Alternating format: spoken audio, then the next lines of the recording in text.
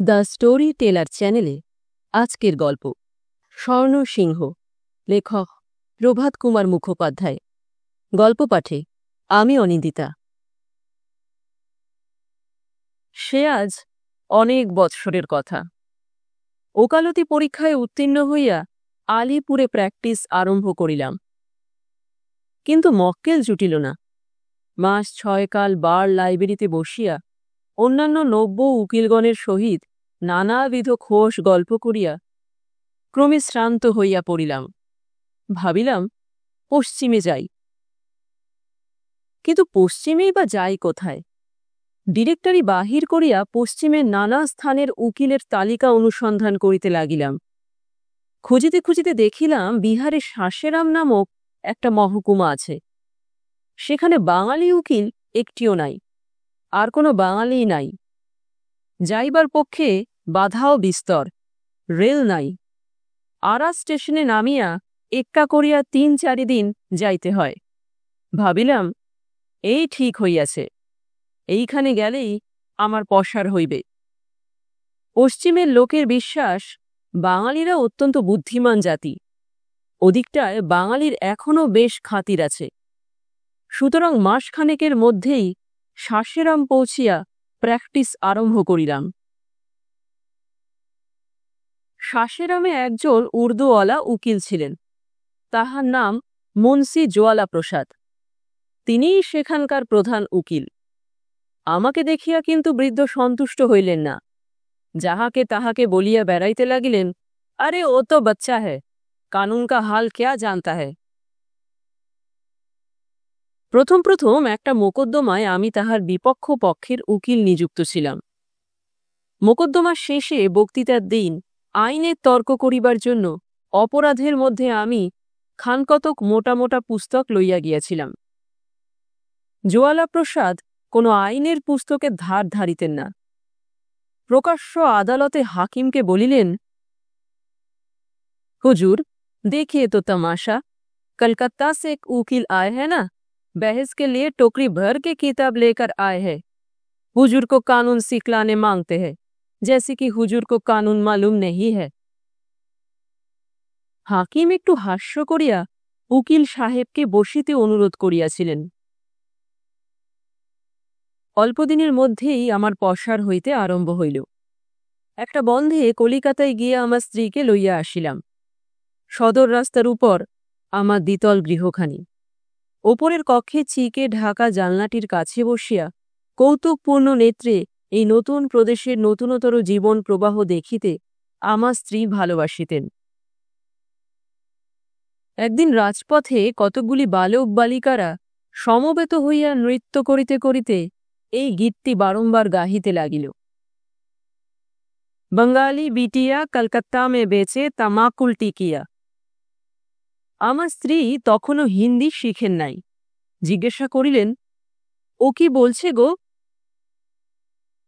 আমি বলিলাম, ওরা যা বলছে তার ভাবার্থ এই, হে বাঙালির মেয়ে, আমাদের দেশে এসে তোমরা ভারী নবাব হয়েছ, চিকের আড়ালে দোতলায় বসে আছো, কিন্তু কলকাতায় তো তোমরা টিকেও বিক্রি করো শুনেছি। আমার স্ত্রী গালে হাত দিয়া বলিলেন, ও মা, কি হবে? গ্রীষ্মকাল আসিল। আমার বাড়ির চারিদিকে তালগাছগুলিতে পাশিরা তাড়ির জন্য লাবণী বাঁধিয়াছে। প্রত্যাহ প্রভাতে চারিদিক হইতে পাশিদের চিৎকার শোনা যায়, তার চির, অর্থাৎ আমি তালগাছে চড়িতেছি। কুলবধূগণ, তোমরা উঠান হইতে পলায়ন করিয়া ঘরের মধ্যে লুকাইয়া থাকো। গ্রীষ্মের ছুটিতে মুন্সি জোয়ালা প্রসাদের পুত্রটি পাটনা হইতে আসিল। শহরে ইংরেজি জানা লোকের সংখ্যা অল্প বলিয়া আমার সহিত তাহার বন্ধুভাব জন্মিল। তাহার নাম সুন্দরলাল। আমি তাহার পিতৃবৈরী হইলেও আমার কাছে সে সর্বদা আসিত। মাঝে মাঝে আমরা একত্র বেড়াইতে যাইতাম। এখানকার বাঙালিদের যেমন সাহেব হইবার উচ্চাভিলাষ, সুন্দরলালে দেখিলাম সেইরূপ বাঙালি হইবার ইচ্ছা অত্যন্ত বলবতী। পিতার অগোচরে সে মাঝে মাঝে আমার গৃহে সান্ধ্য ভোজনের নিমন্ত্রণও রক্ষা করিতে লাগিল। লোকটিকে আমার বড় ভালো লাগিত। ক্রমে দেখিলাম সে যে শুধু ইংরাজি শিক্ষা লাভ করিয়াছে তাহা নহে, একটি আনুষাঙ্গিক ব্যাধিও তাহার উৎপন্ন হইয়াছে। সে ব্যাধিটি দাম্পত্য বিষয়ক। সনাতন প্রথা অনুসারে পিতৃ নির্বাচিত কন্যাকে সে আর বিবাহ করিতে প্রস্তুত নহে। বলিল, এই কারণে পিতা তাহার ওপর বিরক্ত। আরও কয়েকদিনে বন্ধুত্ব একটু ঘনিষ্ঠ ভাব ধারণ করিল। একদিন চন্দ্রালোকিত সন্ধ্যায় নদী তীরে আমরা দুইজনে বেড়াইতেছিলাম। সুন্দরলাল সেদিন আমাকে বলিল সে একটি মেয়েকে ভালোবাসে। শুনিয়া আমি আশ্চর্য হইয়া গেলাম। মনে করিতাম এই ব্যাধি উপন্যাস প্লাবিত বঙ্গদেশের বাহিরে এখনও বুঝিয়ে প্রবেশ করে নাই। জিজ্ঞাসা করিলাম, তাহার নাম কি? পান্না। কত বড়? তাহার বয়স 14 বৎসর। দেখিলাম তবে তো ইহা একটি রীতিমতো রোমান্সের কাণ্ড। বন্ধুকে আবার জিজ্ঞাসা করিলাম, মেয়েটি কোথায়? আমাদের গ্রামে। আমি জানিতাম মুন্সী জোয়ালা প্রসাদের বাড়ি সদর হইতে 6 মাইল দূরে পাটালি গ্রামে। রহস্য করিয়া বলিলাম, তাই এত ঘন ঘন বাড়ি যাওয়া হয় বুঝি? সুন্দরলাল বলিল, কোথায় ঘন ঘন যাই, আসিয়াই একবার গিয়াছিলাম, আর সেদিন একবার গিয়াছিলাম মাত্র। প্রথমবার শুধু দেখা পাইয়াছিলাম, তাহার সহিত কথা কহিবার সুযোগ পাই নাই, তাই দ্বিতীয়বার গিয়াছিলাম। হাসিয়া বলিলাম, এইখানে তবে মরিতেছ কেন? আমি হইলে তো ছুটির কয়টা মাস সেইখানেই থাকিয়া যাইতাম। সুন্দরলাল বলিল, আকাঙ্ক্ষার যদি অনুসরণ করিতাম তবে আমিও তাহাই করিতাম। আমি জানি আমি যদি কাছাকাছি থাকি তবে সর্বদা তাহাকে দেখিবার, তাহার সঙ্গে কথা কহিবার সুযোগ অন্বেষণ করিয়া যাইব। তাহা হইলে নিজেকে সংযত করিয়া রাখিতে পারিব না। এইরূপ কিছুদিন চলিলে গ্রামের লোকের মধ্যে কি প্রকার আলোচনা উত্থিত হইবে তাহা ভাবিয়া দেখো। আমি যাহাকে ভালোবাসি আমি কি তার...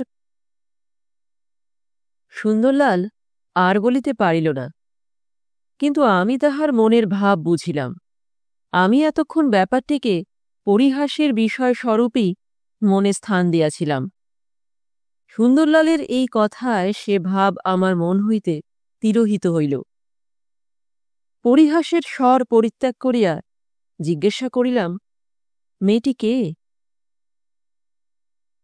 আমাদের গ্রামে একটি পেনশনপ্রাপ্ত বৃদ্ধ সৈনিক পুরুষ আছেন, তাহার নাম সুবেদার অযোধ্যানাথ।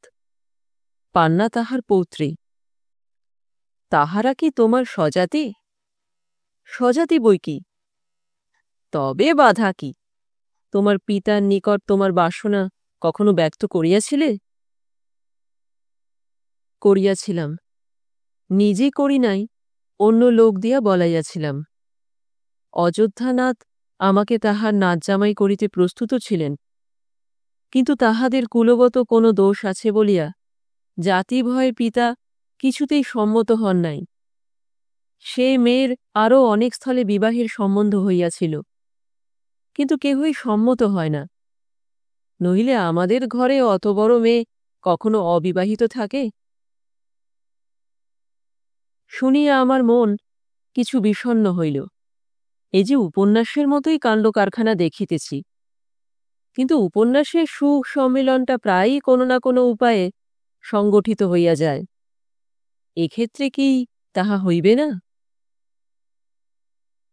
তাহার পর সুন্দরলাল অনেক কথা বলিল, সকল কথাই তাহার প্রণয়িনীর সম্বন্ধে। সুন্দরলাল স্পষ্ট বলিল, প্রণয়ের আবেগটা সমস্ত তাহার তরফ হইতে। বালিকা সম্ভবত ভালোমন্দ কিছুই জানে না, তাহার জানিবার বয়সও নহে, সুযোগও ঘটে নাই। বাড়ি ফিরিয়া আসিয়া রাত্রে আমার স্ত্রীকে সকল কথা বলিলাম। ইহার পর আরও 2 মাস কাটিল। আমার বেশ পসার হইয়া আসিতেছে। এখন প্রত্যেক বড় মোকদ্দমায় কোনো না কোনো পক্ষে আমি নিযুক্ত থাকি। সুন্দরলাল পাটনায় ফিরিয়া গিয়াছে। ইতিমধ্যে কয়েকবার সুন্দরলালের সহিত তাহাদের গ্রামে গিয়াছিলাম। সুবেদার অযোধ্যানাথের সহিত সাক্ষাৎ করিয়া আসিয়াছি। দূর হইতে অতর্কিতে আমার বন্ধুর মনোহারিণীকেও দেখিয়া আসিয়াছি। মেয়েটি বেশ সুন্দরী বটে। তাহাকে ভালোবাসিয়াছে বলিয়া সুন্দরলালকে দোষ দিতে পারা যায় না। প্রথম যেদিন পাটলি হইতে যখন ফিরিয়া আসিলাম, আমার স্ত্রী সর্বাগ্যে জিজ্ঞাসা করিলেন, পান্না কি দেখলে? দেখলাম বই কি। কেমন দেখতে গো? জ্ঞানীজনেরা বলিয়া থাকেন, নিজের স্ত্রীর সমক্ষে কখনো অন্য কোনো স্ত্রীলোকের রূপের প্রশংসা করিও না, করিলে বিপদের সম্ভাবনা আছে। তাই সাবধানতা অবলম্বন করিয়া বলিলাম, দেখতে মন্দ কি? স্ত্রী বলিলেন, তবু কিরকম দেখতে, কিরকম রং, চোখ মুখ কিরকম? বলিলাম, তা ভালোই। আমার উত্তরে আমার স্ত্রী সন্তুষ্ট হইলেন না, আবার জিজ্ঞাসা করিলেন, খুব সুন্দরী? পূর্ববৎ সাবধানতা অবলম্বন করিয়া বলিলাম, কি জানি, অত শত বুঝিনে। গৃহিণী বলিলেন, আহা, কথা স্ত্রী দেখো, কচি খোকা কিনা, কিচ্ছু বোঝেন না। আচ্ছা, একটা কথা জিজ্ঞাসা করি, তুমি যদি সুন্দরলাল হতে, তাহলে তুমি ভালোবাসতে কিনা? আমি দুষ্টুমি করিয়া বলিলাম, কাকে, তোমাকে? শ্রীমতী রাগিয়া বলিলেন, গা জ্বালা করে কথা শুনে, পান্নাকে, পান্নাকে। আমি যদি সুন্দরলাল হতাম? হ্যাঁ গো হ্যাঁ, একটা কথা বুঝতে পারো না, এত পাশ করলে কি করে? এরূপ প্রশ্নের উত্তরে কি বলিতে হইবে, জ্ঞানীজনেরা তাহার কোনো নির্দেশ করেন নাই। সুতরাং কপাল ঠুকিয়া বলিলাম, তা বাস্তাম বোধ হয়। কপাল ঠুকিয়া বারুদের বাক্সতে দিয়াশলাই ধরাইয়া দিলাম না কেন? ফল ইহা অপেক্ষা গুরুতর হইত না। অনেক কষ্টে মান ভাঙাইলাম। মানান্তে তিনি পান্নার পরিজনাদি সম্বন্ধে যে সকল প্রশ্ন জিজ্ঞাসা করিলেন, প্রায় সবগুলিরই সন্তোষজনক উত্তর দিতে সমর্থ হইলাম। সুবেদারজি লোকটি বড় ভালো। ওই কন্যাটি তাহার সর্বস্ব। বলেন, ইচ্ছা করিলে এখনই তাহার বিবাহ দিতে পারেন। কিন্তু মেয়েটিকে পরের হাতে সমর্পণ করিয়া দিয়া কি লইয়া থাকিবেন? আজীবন তিনি যুদ্ধ ব্যবসা করিয়া কাটাইয়াছেন। তাহার অনেক গল্প করিলেন। আষাঢ় মাস, রাত্রে গভীর নিদ্রায় মগ্ন ছিলাম। সহসা কি একটা শব্দে নিদ্রাভঙ্গ হইল। কান পাতিয়া রহিলাম। দরজার বাহির হইতে শব্দ আসিল, বাঙালি বাবু, এ বাঙালি বাবু। আমার নাম এখানে অল্প লোকই জানে। সাধারণে আমি বাঙালি উকিল অথবা বাঙালি বাবু বলিয়াই পরিচিত। পুনশ্চ শব্দ হইল, বাঙালি বাবু, এ বাবুজি। আমি কন হ্যাঁ বলিয়া বিছানায় উঠিয়া বসিলাম। যারা বাহার তো আইয়ে। আমার স্ত্রীও জাগিয়া উঠিলেন, বলিলেন, কোনো অমঙ্গলের টেলিগ্রাম এসেছে বুঝি? বাতি জ্বালাইয়া চটি জুতা পায়ে দিয়া বাহির হইলাম। জ্যোৎস্না রাত্রি, কিন্তু আকাশে অল্প মেঘ ছিল, তাই জ্যোৎস্না ম্লান দেখাইতেছিল। তালগাছগুলি কাঁপাইয়া শনশন করিয়া বাতাস বহিতেছে। উঠানের পার্শ্বে টগর গাছে এক গাছ ফুল ফুটিয়া রহিয়াছে। সদর দরজা খুলিয়া দেখি একটি অপরিচিত ব্যক্তি দাঁড়াইয়া আছে। কে তুমি? লোকটি বলিল, মোহাক্কেল। এত রাত্রে কেন? একটি বৃদ্ধ মৃত্যু শয্যায় শায়িত, উইল করিতে হইবে, এখনই না গেলে নয়। ভোর অবধি তাহার নিঃশ্বাস থাকিবে কিনা সন্দেহ। কতদূর যাইতে হইবে? বেশি নয়, এখান হইতে 2-3 ক্রোশ মাত্র। যাইব কি করিয়া? ঘোড়া আনিয়াছি, ফিজ আনিয়াছ? আনিয়াছি। কত লাগিবে? এই রাত্রে আমি 100 টাকার কমে যাইব না। এই লন। বলিয়া লোকটি তাহার চাদরের প্রান্ত হইতে টাকায় নোটে 100 টাকা গনিয়া দিল। আমি তাহাকে কিঞ্চিত অপেক্ষা করিতে বলিয়া বাটির ভিতরে প্রস্তুত হইতে গেলাম। টাকাগুলি বাক্সে বন্ধ করিতে করিতে আলিপুর বাড়ির সেই নিরন্ন দিনগুলির কথা মনে পড়িল। সেই একদিন, আর এই একদিন। তখন সারাটা দিন কাছারিতে হত্যা দিয়া পড়িয়া থাকিয়াও মক্কেল দেবতার দর্শন পাওয়া যাইত না। আর এখন সেই দেবতা 2 প্রহর রাত্রে আসিয়া হাঁকাহাঁকি করিয়া ঘুমটুকু নষ্ট করিয়া দিল। গৃহিণীকে অভয় দিয়া ভৃত্যগণকে জাগাইয়া প্রস্তুত হইয়া বাহির হইলাম। অশ্বারোহণ করিতে করিতে জিজ্ঞাসা করিলাম, বৃদ্ধটি কে? আমার সঙ্গী বলিল, সুবেদার অযোধ্যানাথ। সুবেদারজি তাহারই আসন্নকাল উপস্থিত বলিয়া আমি দুঃখে মৌন হইয়া রহিলাম। এই যে 15 দিন হইল তাহার কাছে বসিয়া কত যুদ্ধ কাহিনী শ্রবণ করিয়া আসিয়াছি। ঘণ্টাখানেক অশ্বারোহণের পর আমার সেই পূর্ব পরিচিত গ্রামটিতে গিয়া উপনীত হইলাম। সুবেদারজি আমাকে বলিলেন, বাবু আসিয়াছেন, আসুন, বসুন। আমি তো চলিলাম।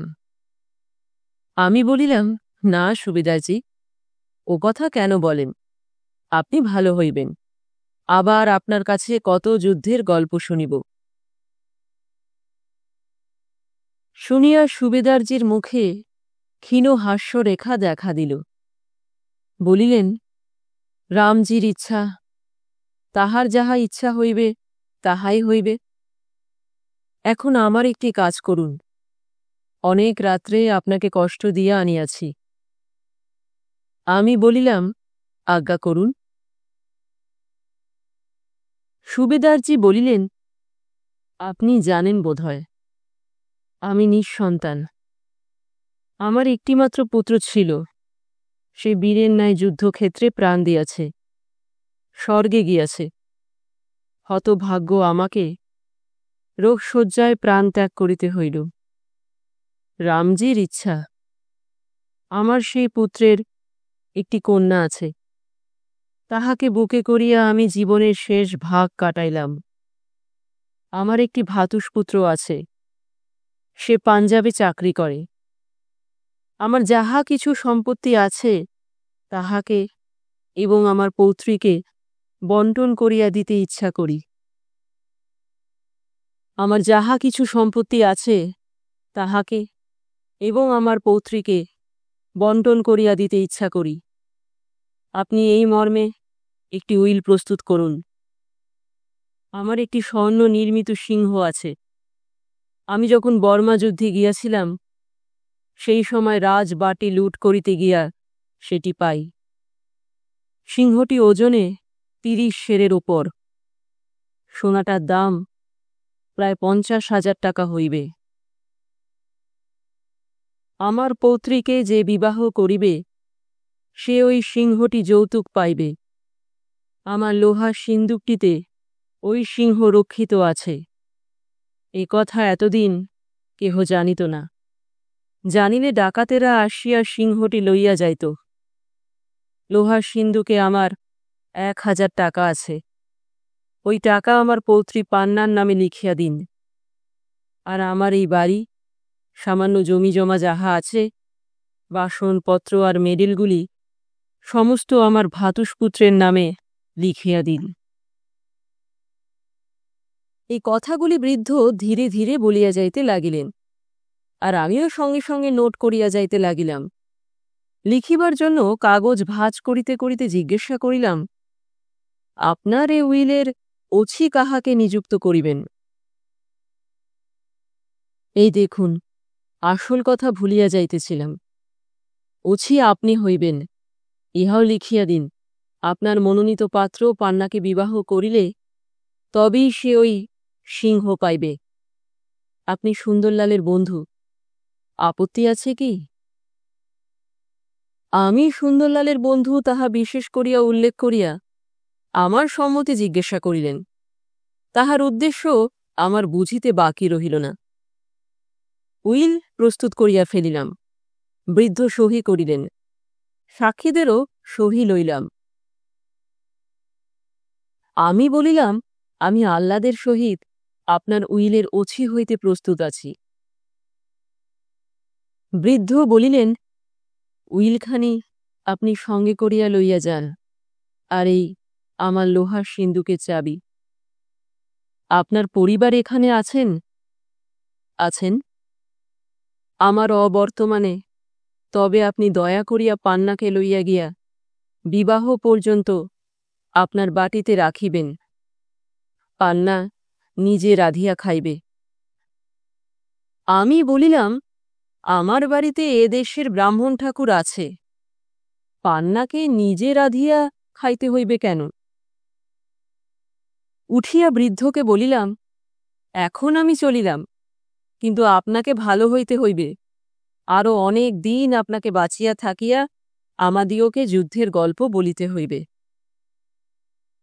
বৃদ্ধ অশ্রু গদগদ কণ্ঠে বলিলেন, রামজির ইচ্ছা, আপনার হাতে আমার পান্নাকে আর টাকা করি সমস্ত অর্পণ করিয়া নিশ্চিন্ত হইলাম।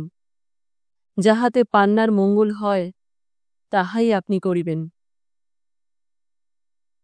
আমি সুবেদারজিকে আমার প্রতিশ্রুতি প্রদান করিয়া বিদায় গ্রহণ করিলাম। ইহার পর একটি দিন মাত্র বৃদ্ধ জীবিত ছিলেন। 1 মাস কাটিয়াছে। সুবেদারজি শ্রাদ্ধ শান্তি হইয়া গিয়াছে। পান্নাকে আনিয়া আমার স্ত্রীর কাছে রাখিয়া দিয়াছি। তাহার টাকা ও সিংহশুদ্ধ লোহার সিন্দুকটি আনিয়া রাখিয়া দিয়াছি। প্রথম কয়েকদিন পান্না পিতামহের শোকে অত্যন্ত ম্রিয়মাণ হইয়াছিল। আমার স্ত্রীর শুশ্রূষার গুণে ক্রমে সে সুস্থ হইয়া উঠিল।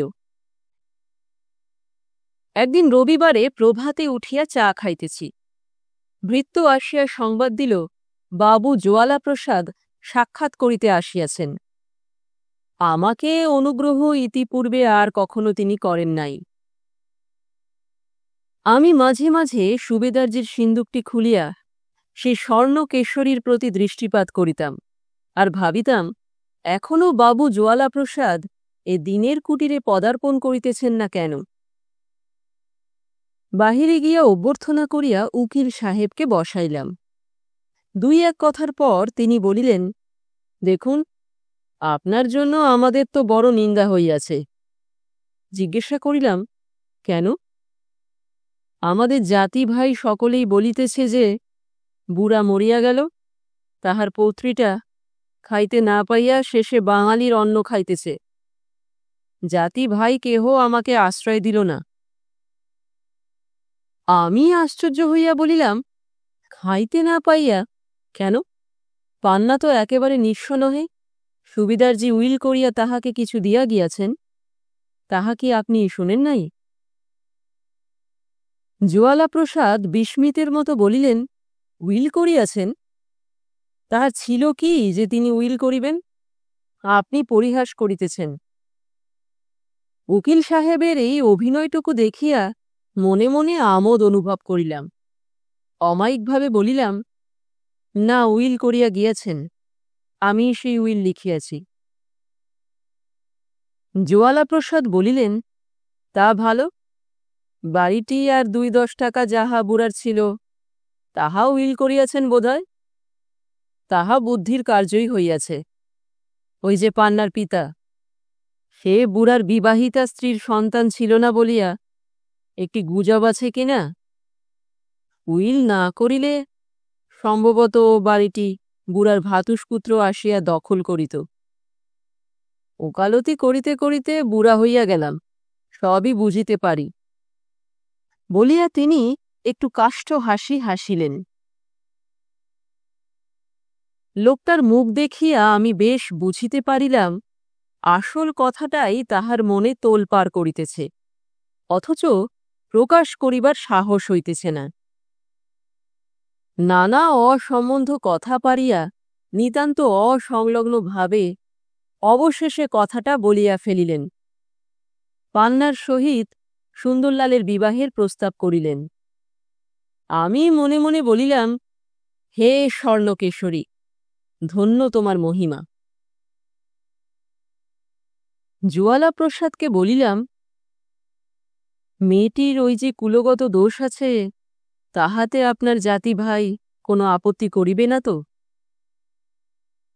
জুয়ালাপ্রসাদ বলিলেন, করিবে। আমি বিলক্ষণ জানি, তাহারা আমাকে একঘরে করিবে। কিন্তু আমরা শিক্ষিত ব্যক্তিরা যদি নির্বোধ সমাজ শাসনের এত ভয় করিয়া চলি, তাহা হইলে দেশের কুসংস্কারচ্ছন্ন রীতিনীতিগুলি কি কখনো সংশোধিত হইবে বলিয়া মনে করেন নবীনবাবু?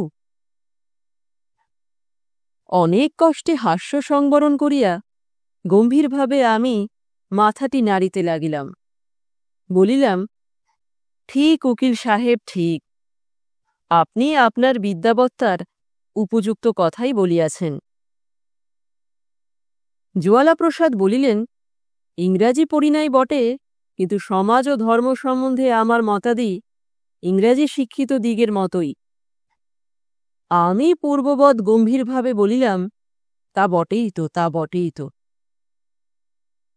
জুয়ালাপ্রসাদ বোধহয় মনে করিলেন, তাহার এ ভণ্ডামিটুকু আমি ধরিতে পারি নাই। তাই উৎসাহিত হইয়া বলিলেন, আচ্ছা নবীনবাবু, আপনি তো সুন্দরলালের সঙ্গে বিশেষ বন্ধুত্ব স্থাপন করিয়াছেন। একটা কথা আপনাকে জিজ্ঞাসা করি। আমি সম্প্রতি শুনিলাম সুন্দরলাল পান্নাকে বিবাহ করিবার জন্য পাগল। তাহা সত্য কি? আমি বলিলাম, সত্য। জুয়ালাপ্রসাদ উৎসাহের সহিত বলিলেন, তবে আমার মনে সকল দ্বিধাই এখন কাটিয়া গেল। হোক পান্না কুজাতি, হোক সে অর্থহীনা, আমার পুত্র যাহাকে হৃদয়ে সমর্পণ করিয়াছে, আমি তাহাকে পুত্রবধূ করিব। আমার পুত্রের সুখ বড়, না আমার জাতি বড়? কি বলেন নবীনবাবু? হাস্যের এত প্রচণ্ড শক্তি রোধ করিবার ক্ষমতা আমার আছে, পূর্বে তাহা জানিতাম না। পূর্ববৎ শান্তভাবে বলিলাম, অবশ্যই আপনার পুত্রের সুখই বড়, উকিল সাহেব। জুয়ালাপ্রসাদ বলিলেন, তবে আপনার মত আছে। আমি কিয়ৎক্ষণ চিন্তা করিবার ভান করিলাম। জুয়ালাপ্রসাদের মুখ কালিমাময় হইয়া আসিতে লাগিল। তাহার মনে হইল, তবে বুঝি বা আমি অমত করি। আমাকে নিরুত্তর দেখিয়া জুয়ালাপ্রসাদ বলিলেন, সুন্দরলাল যখন আপনার প্রিয় বন্ধু, তখন অবশ্যই তাহার শুভ ইচ্ছা আপনি করিবেন। শেষে আমি বলিলাম, আমার মত আছে। শুনিয়া স্বর্ণলোভী বৃদ্ধ আনন্দে যেন অধীর হইয়া উঠিলেন। প্রথমে স্বর্ণসিংহের অস্তিত্ব বিষয়ে অজ্ঞতার ভানটুকু দেখাইতে যেরূপ কৃতকার্য হইয়াছিলেন, এখন সেই অপরিমিত আনন্দ উচ্ছ্বাসটুকু গোপন করিতে সেরূপ কৃতকার্য হইতে পারিলেন না। অন্য সকল চিত্তবৃত্তি অপেক্ষা কেবল আনন্দ গোপন করাই বোধহয় মানুষের পক্ষে সর্বাপেক্ষা কঠিন। পান্না সুন্দরলালের বিবাহ হইয়া গিয়াছে। উইলে প্রবট লইয়াছি। পান্নার 1000 টাকা তাহার নামে কোম্পানির কাগজ কিনিয়া দিব বলিয়া রাখিয়া দিয়াছি। সিংহটি জুয়ালাপ্রসাদ লইয়া গিয়াছেন। বিবাহের সপ্তাহখানেক পরে আবার নিশীথের শান্তি ভঙ্গ করিয়া আমার সদর দরজায় শব্দ উত্থিত হইল। বাবু, এ নবীনবাবু। জাগিয়া উঠিয়া ভাবিলাম, আবার কাহারও উইল করিতে হইবে নাকি। বাহিরে আসিয়া দেখিলাম, লণ্ঠন হস্তে একটা ভৃত্য দাঁড়াইয়া আছে, তাহার পশ্চাতে পান্না ও সুন্দরলাল। আশ্চর্য হইয়া জিজ্ঞাসা করিলাম, কি হে, ব্যাপার কি? ভিতরে চলো, বলিতেছি। ভৃত্যকে বিদায় দিয়া সুন্দরলাল পান্নাকে লইয়া আমার অঙ্গনে প্রবেশ করিল। বলিল, বাবা আমাদিগকে তাড়াইয়া দিয়াছেন। কেন? সে সোনার সিংহটা সমস্ত সোনার নহে, খুব পাতলা সোনার পাতে ওপরটা মোড়া ছিল, ভেতরটা সমস্ত তামা। বাবা পূর্বেই বলিয়াছিলেন, উহা গলাইয়া বিক্রয় করিয়া কোম্পানির কাগজ কিনিয়া রাখিবেন, নহিলে ডাকাইতে কোনোদিন সিংহটা লইয়া যাইবে। আজ সন্ধ্যা হইতে গলানো হইতেছিল, 200 টাকার আন্দাজ সোনা বাহির হইয়াছে, বাকি সমস্ত তামা। বাবা ক্রোধে ক্ষিপ্তের মতো হইয়াছেন, দূর দূর করিয়া আমাদিগকে বাড়ি হইতে তাড়াইয়া দিলেন।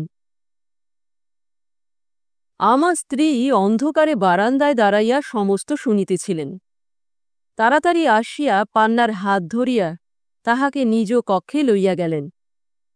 আমি সুন্দরলালকে লইয়া একটি কক্ষে বসিলাম।